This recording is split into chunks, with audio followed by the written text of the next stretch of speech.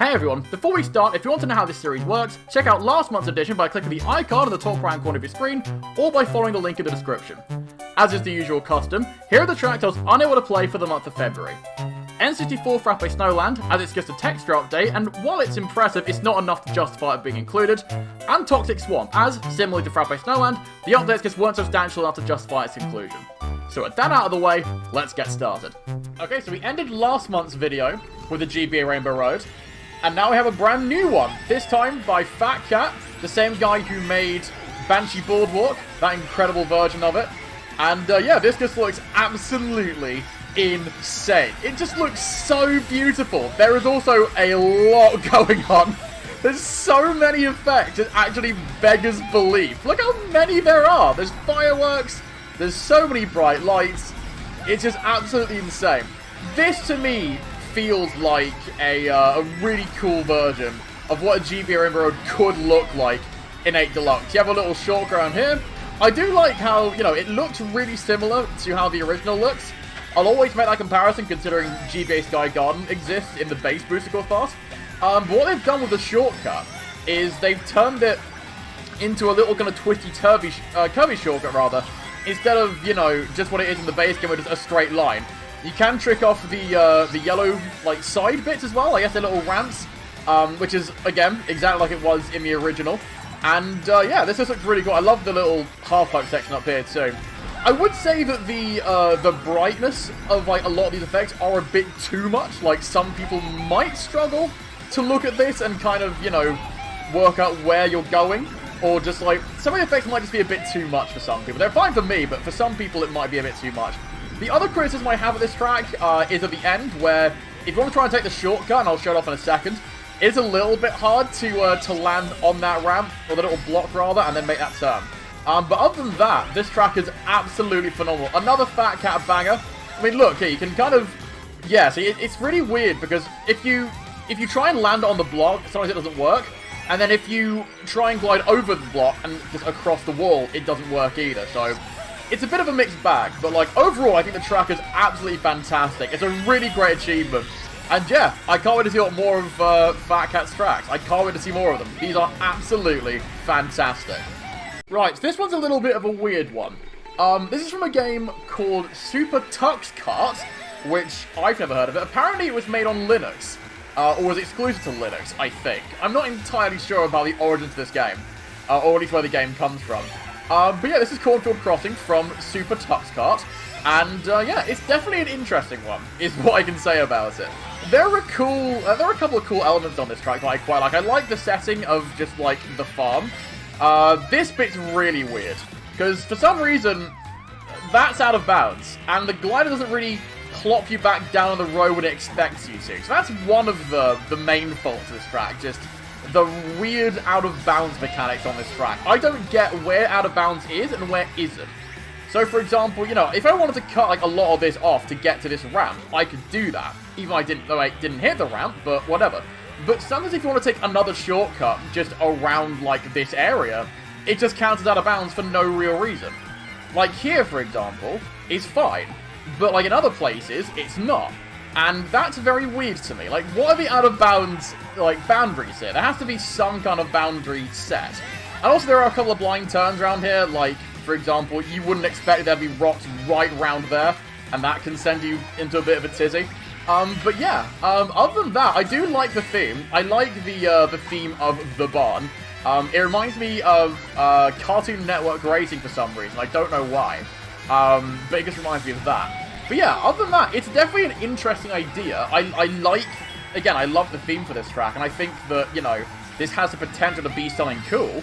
But yeah, again, I just think that there are a couple of things about this track that I'd improve on. And also, there's not really that much going on with it. There aren't really any obstacles. There isn't really anything to talk about here. Like, other than, like, the track's fine, and that's it. Like, once you've driven it once, you've kind of driven it, you know, as many times as you need, so... I'd maybe, like, add a few more things to make it interesting, but other than that, it's decent. I like it. It's a decent start. Yes, this is exactly what it looks like. It is just a green screen, and that's it. Like, literally, this is all the track is. It is just a green screen. And no one else really wants to seem to race the track either. They're just kind of Everyone's just kind of chilling around her. I don't honestly blame them. But yeah, this is literally the track. You can't finish it. It's more made... Okay, in all fairness, this isn't made to be a racetrack. It is made for, you know, effects or, like, screenshots, like for thumbnails and stuff. That's really what this track is made for, I believe. But yeah, this is just absolutely insane. Like, I can literally just put whatever I want on here, and it will count. Like, you know, like, this is fantastic for special effects and stuff. But there's literally nothing else I can say about this track. It's a green screen, and that's it. Like, what more do you want? So yeah, I guess we just keep going. So now you might be asking yourselves, why are you just playing GBA Riverside Park from the Booster Course Pass? Well, the truth is, I'm not. This is in fact GBA Riverside Park, but it's a custom track, which is still based on the Mario Kart Tour version, but it's not quite the one that you see in the regular Booster Course Pass. Like, a lot of it looks the same. You can tell some of the texture are a little bit different, some of the characters, like the NPCs, are missing, and the Fevirres are missing, which I think really gives the track life. I mean, in all fairness, you couldn't really put the Fevirres in the... I don't even know if the Fevirres are in the original track in Tour. I don't know if they're exclusive to 8 Deluxe, but yeah, you couldn't really do anything like that because there weren't any obstacles really like that, similar to the Fevirres in 8 Deluxe at the time, so you couldn't really mod that in. But yeah, like, anything I really say about GBA Riverside Park here, I could say about the original as well in the Booster Course Pass. Like, everything's pretty much exactly the same, it drives really similarly. There's not much I can really say about it. It's very, very good. It's a very good port of the Mario Kart Tour version. It drives really nicely. I just, you know, now that I've played the original, like, I say the original, it's really weird, like, going from original to custom track or whatever. But, like, yeah, the official version, I guess, is a better way to put it. Having played that, I do wish that there was a bit more to this track, like the Fevirres. I wish the lighting on here was a little bit different, but I mean, other than that, like, those are, like, quite nitpicky points. I do always like driving through the waterfall. That is always a really nice touch. But yeah, I mean, there's not really much else I can say about it. If you really want my thoughts on this track, go and watch my Wave 4 first reaction video. That really tells you a lot more about what I think about Riverside Park. But yeah, overall, this is a very good port. I do like this version. Alright, now here's one of my favourite tracks from Mario Kart DS, and a track that a lot of people were pretty upset didn't make it into Wave 4. DS Airship Fortress. I was debating on whether to include this one in, but they did make enough changes for me that I think it warrants justification being shown off. I haven't shown off on this series, first of all, but also, you know, they changed some of the things with the tower collision, they changed just a whole bunch of stuff with inside the cannon, and yeah, they changed some bits of the model to make it look more faithful to the original From Tour. There are a couple of issues with this track before. I made a short on it, like, for example, sometimes if you drifted in here, it would occasionally just, there'll be a weird bump when it's only flying out of the cannon, which is a bit odd, but I mean, hey, it's all good now. But yeah, this version is really, really cool. I do wish this got into Wave 4 as well, but like, I think this will get in at some point. I think this will get into either Wave 5 or 6, I really want to hear the remix of Airship Fortress, because come on, like, who wouldn't want to hear that? But yeah, the track itself looks really pretty. I do like the cannons being used as replacements for the bullet bill cannons in Airship Fortress. The cannons from Bowser's Castle, I should say. And yeah, the track feels faithful to the original, not just from DS, but also from Tour. It looks very pretty. There's a lot of... it's very busy down here. I find it interesting how instead of having, you know, the moving fire pillars, which I don't think you can really have in Mario Kart 8 Deluxe at the moment, because there's nothing really... again, like with GBA Riverside Park, there's no objects to kind of... you know, put them in there to, you know, have an equivalent. They have the tick-tock clock pendulums and a spinning fire wheel down the middle, which is an interesting choice, but I guess you could only do what you had to do, really. But yeah, overall, the track's pretty good. I mean, like, again, I think there are a couple things I've changed, like Mario kind of half sinks through the floor, and I think the glare on that sun's a little bit too bright for me. But other than that, again, very faithful to the original, and yeah, again, please put this in 8 Deluxe. I'd love to hear the song, and the track is fantastic, so Nintendo, please put this in, I beg. Okay, this track is extremely cool. It's Wiggler's Garden, and it is pretty much, not entirely based, but like, a lot of it is based off Mario Party DS. The Wiggler's, I can't remember what it's called, I think it's Wiggler's Flower Garden in Mario Party DS, but yeah. If you've played the original games, you can tell, yeah, this definitely looks like it's from that, or it's heavily inspired by it. It looks so pretty. Can I just say that first way? It looks so beautiful. The track looks really nice. I love that it takes place in the greenhouse as well for part of it. And yeah, it just looks so visually stunning. Like, you know, the flowers look really nice. There's a water section, like, in the middle of a lake popping up, which you'll see in a minute. That looks really, really nice. This section's a bit odd because, you know, you can just kind of... I guess to stop people from, you know, flying out of bounds, I guess the creator, you know, thought of that. They just add the little, like, extra invisible wall section you can ride on there so players wouldn't fall out. But yeah, this is the little lake section. It looks so nice. I love the cheap seat swing around it. There's, like, a little toad in a boat above water, which is really sweet as well. But yeah, the track itself is really fun. A few criticisms. First of all, those little curves. There's a little curve after the garden section. Like, some really awkward turns. That, you know, so if you're a first-time player playing this track, like I was when I first did this, I did not know where to go, and I just kind of flew off the track, and I didn't really... It was kind of out of my control. I didn't really know where I was going. Secondly, the lake section's a little bit unclear as to where you pop out. There's, like, grass immediately after it. And then also, you can just enter the lake early, but you can't enter it too early because it just counts you out of bounds. Even though, like, the lake is sprawling, it is massive. And it looks like you can just enter it really early. So it's a little bit unclear. Maybe I'd add a little, like, wall or a fence just around the side. Like, if you try to bounce off this, that flower, it's so hard to land back on that track. Like, it's so weird. Like, this section here, I think, kind of lets the track down a little bit. But other than that, the track is superb. I do really, really enjoy this track. It is a joy to play, even if Mario does occasionally go, you know, E.T. on us and just drive into the sky. I'll give you an example of those. Like, you also can enter from round, like, here, because you can drive on this section. But if you drive in, like, sometimes it counts you out of bounds. It didn't count you out of bounds there for some reason, but sometimes if you enter it, like, way too early, maybe even earlier than that, it does just count you out of bounds for no reason. It's done that with me before. So it's weird it didn't do it here, but, I mean, you know, it does occasionally count you out of bounds. But yeah, other than that, this track is really, really fun. And, yeah, again... Can't wait to see more from, I believe Cooldunin did this, and I can't wait to see if there's going to be any more Mario Party DS tracks made. And here we have another Cooldunin banger. This is Sky Jungle, inspired very heavily by Super Monkey Ball. And again, I was kind of debating as to whether to include this one, but it says this is potentially the last update to this track. They added the mini-map, which definitely helps to, you know, let you know where to go. I think that's pretty important, since it's the last update to this track, and we might not get to show this track off again anytime soon. You know, why not include it here? So yeah, I've played the track a few times now. I've played a couple of older versions of this, and I've played newer versions of this. It's definitely very interesting. I do like the Super Monkey Ball theme. I've played a few of the Super Monkey Ball games, so I can immediately tell, yeah, this is very much Super Monkey Ball. I can definitely tell, you know, a lot of love went into this, and a lot of attention was made to be as faithful to the games as possible. Like the little barriers, the floor, the spinning banana in the middle. I know it's taken from DK Jungle, but, like, you know, II's all about bananas. Even like the start lines, the goal gate for each level in Monkey Ball, which is a really nice touch. But yeah, the one downside I think to this track is there's not really much going on here. Like, you know, it's nice to look at, you know, it's nice to look at the Monkey Ball visuals. It's a really cool idea. But the main thing is just kind of like, it's just loads of straightaways. There's not really much going on. I mean, yeah, there are thwomps like, you know, hammering the floor and, like, you know, stuff like that. But, like, there's not really much else going on here. It's like, I think this track's main, you know, flaw is that it's a bit too long. I think if they shortened this track down and, you know, made a couple of changes, like if they got rid of a couple of sections here that don't really need to be there, I think this track could be a lot more better and a lot more impactful. Or make it 2 laps, because again, this track doesn't really... I don't think there's enough going on here to really justify it being 3 laps.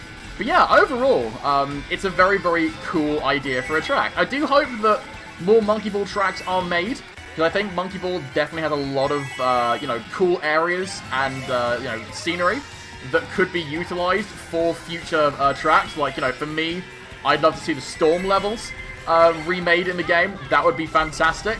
But yeah, overall, I think this track is good, but again, I think there's not enough going on to justify it being 3 laps. They removed a couple of sections, then I think it'll be more impactful, I think it'll be more fun. Alright, another DS track from my childhood, and one that I actually forgot was in Tour until this track came in. DS DK Pass, obviously, and honestly, since it's in Tour, I actually think this could also make it into Mario Kart Deluxe. You could maybe see this one getting into, say, you know, Wave 5, and then Airship Fortress getting to, like, Wave 6, for example. But yeah, this track itself is really, really good fun. first off, I know we're driving on ice, but it really feels like there's no traction on the floor. But I do love how shiny the ice is on the floor. It looks so beautiful and so glossy. I really, really like it. The snow section here is pretty good. Like, again, this feels very much like the original from DS. The original track in DS, like, while it wasn't, like, you know, the most exciting and probably not, like, the most remembered track from the game, you know, when you compare it to something like Airship Fortress, Mario Circuit, Bowser's Castle, Rainbow Road, Luigi's Mansion, Cheap Cheap Beach, you know, all those tracks are probably more memorable than this one. Tick-Tock Clock as well. But yeah, like, the track itself is still really, really good. And I think that, you know, I don't know, like, you know, I think it's very much inspired as well by Mario Kart 7, because obviously that was in that game as well. But yeah, this definitely feels like a Mario Kart 8 mix. Like, I don't think Mario Kart 7, from memory, had, you know, a road that looked as shiny as this. And it just looks so pretty. Like, this is one of those tracks which really fits the tour style. I think there are some tracks which just don't fit the tour style whatsoever. This is where I can definitely see it working. I feel like mountainous tracks definitely fit it a lot more. If there's one flaw I could really talk about with this track, it's that when you try and take the corner cut over the hill, like before you hit this section, after you go up the massive U-turn, there's obviously that snowy hill there. Occasionally, if you go over it, if you jump over the wrong spot, you do just pop through the fence and you do fall out of the map. That's happened to me a couple of times. But other than that, this just looks so pretty. It drives really nicely, even though it's really slidey on the floor. I mentioned that earlier. It doesn't feel slidey enough where it's like, you know, completely out of control. I still feel like, you know, there's enough grip where it doesn't get frustrating like some ice levels do. And yeah, overall, a really, really good port of DK Pass. Really good stuff. Okay, so this is GCN Mario Circuit Classic.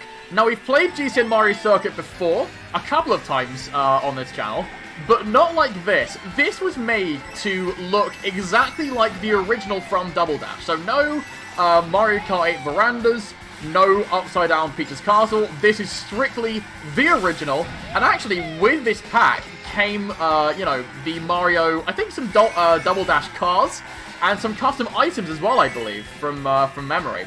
But yeah, this is just flat out GCN Mario Circuit with, like, you know, the fancy little like, dark happy trees, Goombas that are facing the wrong way for some reason. They do keep the trickable, like, grassy section there, which is, I don't know if it's, like, that's homage to Mario Kart Wii, because you can just, like, drift over that or wheelie over that and it's a lot faster. But yeah, it's definitely very much, you know, it looks so much like the original. So if you've played Double Dash, or even like Wii, there's not really much you can say about it, other than it's exactly like Double Dash from Wii, or GT Mario Circuit from Double Dash and Wii, I mean. But, I mean, this is more of a really impressive achievement, because I think, you know, the majority of people would look at, you know, GT Mario Circuit and think, well, how can we modernize it? How can we, you know, make it look like a track that would get into Mario Kart 8? But sometimes, you know, the originals and the classic feels just look better. And I'm not saying, like, that's a knock at, you know, the updated GSN Mario Circuit. It's just, you know, the classics just have a nostalgic, nice feel to them, don't they? It's just, it looks just so pretty. It looks so nostalgic. I remember playing this for such a long time when I was a kid. And yeah, while it might not be my favorite track of the month, it's definitely very impressive. So hats off to the people who made this. You are champions. I really love the old Double Dash style, and seeing it brought back into Mario Kart 8 just makes me so happy. Alright, and the final track of the month, we have GBA Bowser's Castle 1, and it looks very much similar to the original. I think this version is inspired by the Mario Kart 7 version, because I have the Mario Kart 7 shortcut.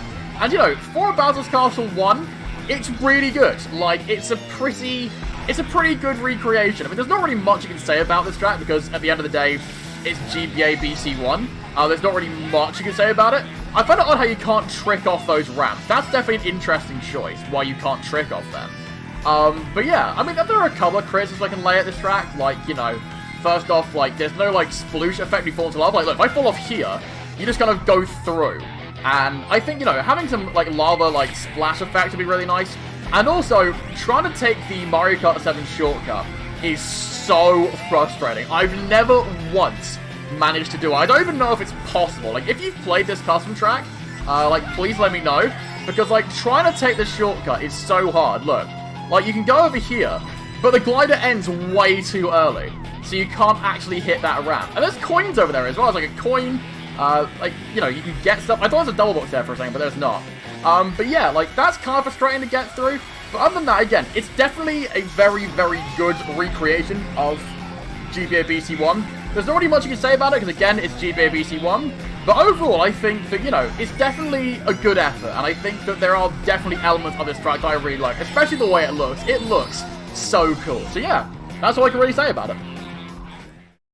And my favourite custom track made in February is Wiggler's Garden. I was really struggling to choose a winner this month. GBA Rainbow Road and DSDK Pass came very close to taking the top spot, but in the end I decided to go with Wiggler's Garden.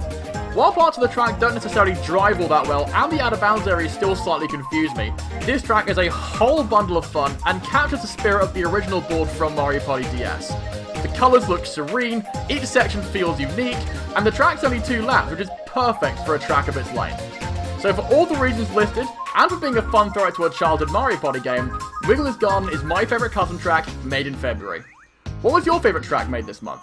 Let me know in the comments below, and I'll see you all very soon. Peace.